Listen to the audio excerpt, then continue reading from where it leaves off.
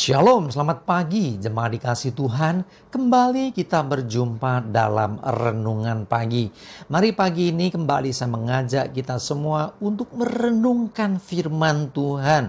Supaya melalui firman Tuhan, hidup kita akan terus dibangun, terus diteguhkan dan dikuatkan dalam iman dan pengharapan. Karena firman Tuhanlah yang menjadi pedoman bagi hidup kita. Firman Tuhan juga sumber kekuatan. Bahkan firman Tuhan yang akan terus menuntun dan menerangi langkah hidup kita. Mari sebelum kita merenungkan firman Tuhan, kita akan berdoa terlebih dahulu. Bapa di surga, kembali Tuhan, pagi hari ini kami datang ke hadirat-Mu. Sungguh kami mengucap syukur atas begitu besar kasih setiamu, begitu besar rahmat dan anugerah-Mu, begitu luar biasa berkat dan kemurahan-Mu, perlindungan dan penyertaan-Mu, bahkan pemeliharaan-Mu, juga pertolongan-Mu ya Tuhan atas hidup kami. Terima kasih ya Tuhan. Dan pagi hari ini kami mau kembali merenungkan firman-Mu. Mari Tuhan singkapkan dan nyatakan kebenaran firman-Mu atas setiap kami. Dan juga urapilah kami semua. Sehingga kami bisa menangkap setiap pesan-Mu ya Tuhan. Dan juga melakukannya dalam hidup kami. Terima kasih. Dalam nama Tuhan Yesus kami bersyukur dan berdoa. Amin. Mari jemaat dikasih Tuhan, kita akan buka Alkitab kita. Dan renungan pagi hari ini saya ambilkan dari Yohanes 15 ayat 5 dan 6. Saya bacakan. Akulah pokok anggur dan kamulah ranting-rantingnya. Barang siapa tinggal di dalam aku dan aku di dalam dia, ia berbuah banyak. Sebab di luar aku kamu tidak dapat berbuat apa-apa. Barang siapa tidak tinggal di dalam aku, ia dibuang keluar seperti ranting dan menjadi kering. Kemudian dikumpulkan orang dan dicampakkan ke dalam api, lalu dibakar. Jemaat dikasih Tuhan dikatakan, Tuhan Yesus berkata begini, akulah pokok anggur. Jadi Tuhan Yesus digambarkan seperti pokok anggur dan kita adalah ranting-rantingnya. Tentu kita nggak lupa dengan lagu sekolah minggu yang mengatakan Yesus pokok dan kitalah carangnya gitu ya. Jadi memang seperti itu. Tuhan Yesus sebagai pokok, kita rantingnya. Dan perhatikan, barang siapa tinggal di dalam aku, di dalam Tuhan Yesus, dan aku di dalam dia, dan Yesus ada dalam hidup kita, maka ia akan berbuah banyak. Ya, ketika ranting dari pohon anggur ini nempel dengan pokok anggur, ya, maka ia atau ranting ini akan bisa menghasilkan buah yang banyak. Sebab di luar pokok anggur, ya, di luar pokok anggur ranting tidak akan bisa berbuat apa-apa.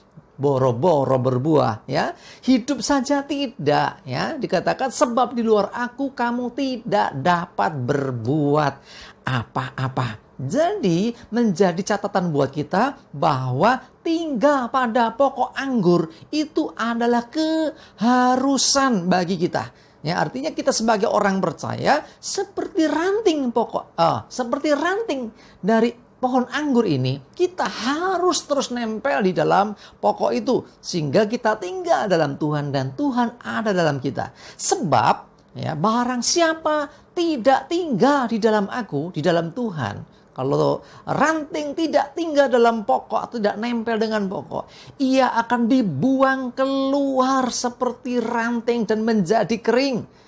Ya, seseorang yang tidak tinggal dalam Tuhan, sekalipun dia sebagai orang Kristen, sekalipun dia orang yang mungkin berpelayanan sekalipun, tapi kalau kehidupan pribadinya dia tidak nempel dengan Tuhan, dia tidak akan pernah bisa menghasilkan buah. Sekali lagi, jangankan menghasilkan buah, untuk hidup saja tidak bisa. Ya, ibarat seperti ranting anggur yang sudah terpotong, terpisah dari pokok anggur, maka pasti dia akan menjadi layu, kemudian dia menjadi kering. Dan apa kata firman Tuhan?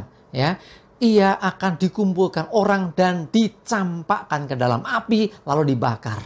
Ya, jadi orang percaya sebetulnya, orang Kristen, tetapi kalau hidupnya tidak bisa menghasilkan buah karena dia tidak nempel pada Yesus, ya, hidupnya tidak melekat kepada Tuhan Yesus, hidupnya semaunya sendiri, ya, hidupnya tidak terkendali, ya, tidak hidup menurut tuntunan Tuhan, tidak hidup di dalam Tuhan, maka dia digambarkan seperti ranting yang sudah tidak melekat pada pokok anggur, sehingga kemudian dia akan dikumpulkan orang lalu dicampakkan ke dalam api dan dibakar. Ini bicara tentang kebinasaan, mengerikan sekali, ya. Tidak serta-merta kalau kita sudah beragama Kristen pasti masuk surga. Tidak serta-merta kalau kita sudah istilahnya percaya Yesus pasti langsung masuk surga. Tidak. Kenapa? Karena hidup kita harus berbuah. Kalau hidup tidak berbuah, maka otomatis kita akan dipangkas.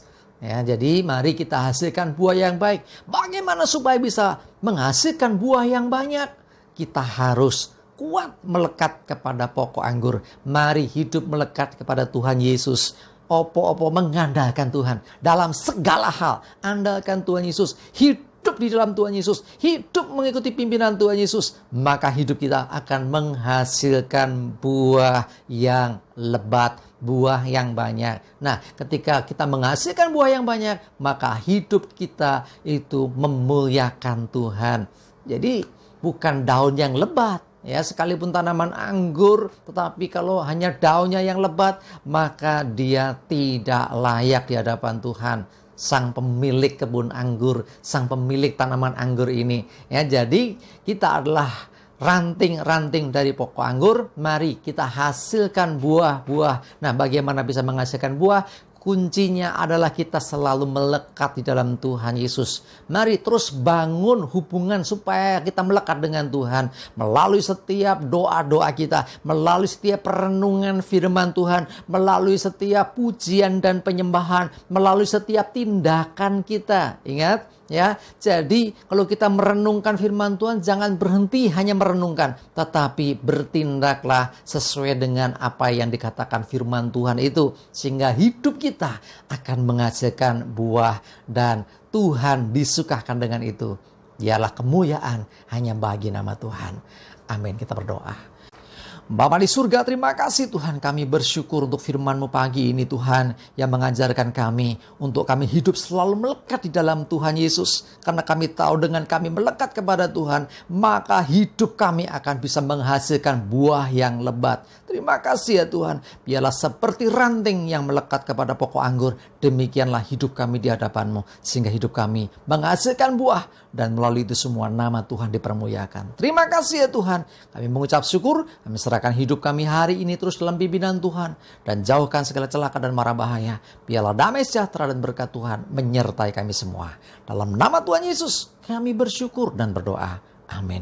Mari jemaat dikasih Tuhan, semangat terus, maju terus dalam iman dan pengharapan. Tuhan Yesus memberkati kita semua. Amin.